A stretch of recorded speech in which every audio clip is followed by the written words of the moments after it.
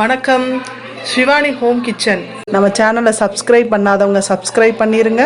கூடவே வேற பெல் ஐக்கானை ப்ரெஸ் பண்ணிருங்க. வாங்க வீடியோக்குள்ளே போயிடலாம். வணக்கம்.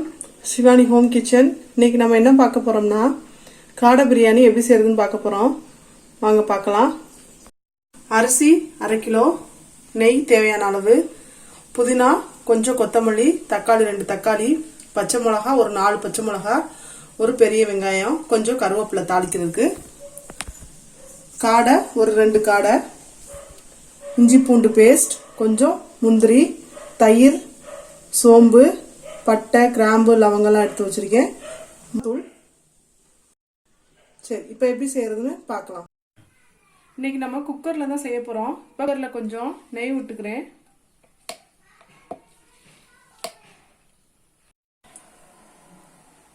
கொஞ்சம் நெய் விட்டுட்டு அதோட கொஞ்சம் எண்ணெய் சேர்த்துக்கிறேன். இப்போ எண்ணெய் காஞ்சோன்னு கொஞ்சம் சோம்பு, பட்டை, லவங்கம் இதெல்லாம் சேர்த்துக்கலாம்.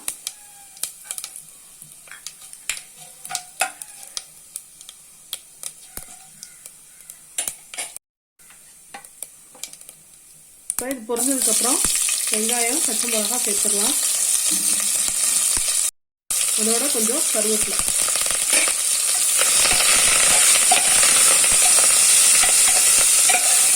வெங்காயம் நல்லா வதங்கினதுக்கப்புறம் தக்காளி ஆட் பண்ணிக்கலாம்.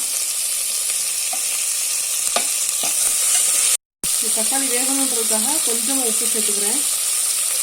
தக்காளி நல்லா வதங்கினதுக்கப்புறம் இஞ்சி பூண்டு பேஸ்ட்டு சேர்த்துக்கலாம். அதோட புதினா, கொஞ்சமாக கொத்தமல்லி.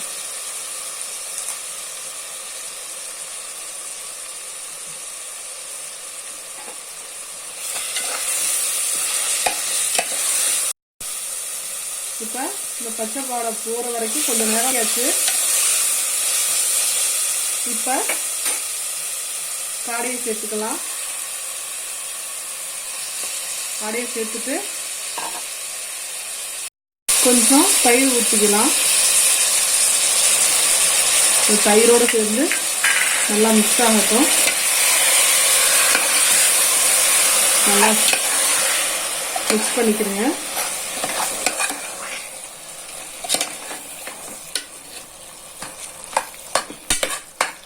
கொஞ்சம் தயிர் விட்டால் கொஞ்சம் நல்லா சீக்கிரமாக வேகும். இப்போ காடை வெந்துட்டு இருக்கு. இது வேகிறதுக்கு கொஞ்சம் லேட் ஆகும். கொஞ்சம் நல்லா வேக விடுவோம். இப்போ வெந்ததுக்கப்புறம் மிளகாத்தூள் அவங்கவுங்க தேவைக்கு ஏற்ற மாதிரி போட்டுக்குங்க. நான் கொஞ்சமாக தான் சேர்த்துருக்கேன்.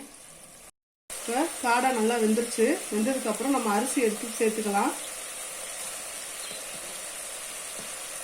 அரிசியை சேர்த்துக்கலாம். இப்போ தண்ணி ஆட் பண்ணிக்கலாம். இப்போ நான் ஊற்றுற உலக்கில் எனக்கு 1 உலக்கு இருந்துச்சு. நான் 2 உலக்கு தண்ணி ஊற்றிக்கிறேன்.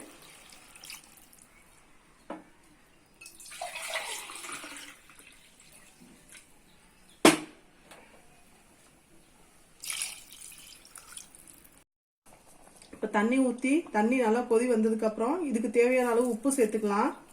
உப்பு சேர்த்துட்டு கொஞ்சமாக நான் முந்திரியை வறுத்து வச்சுருக்கேன், அதையும் சேர்த்துக்க போகிறேன்.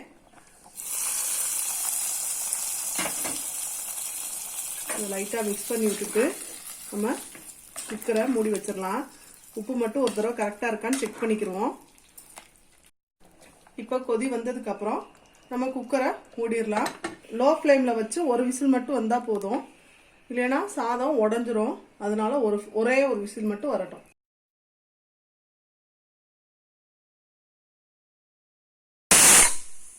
இப்போ குக்கர் விசில் போயிடுச்சு. 1 விசில் வந்ததுக்கப்புறம் நம்ம ஓப்பன் பண்ணிக்கலாம்.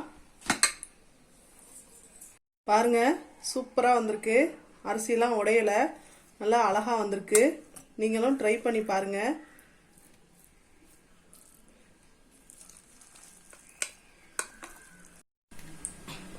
காடை பிரியாணி நம்ம குக்கரில் வச்சது நல்லா சூப்பராக ரெடியாக இருக்குது.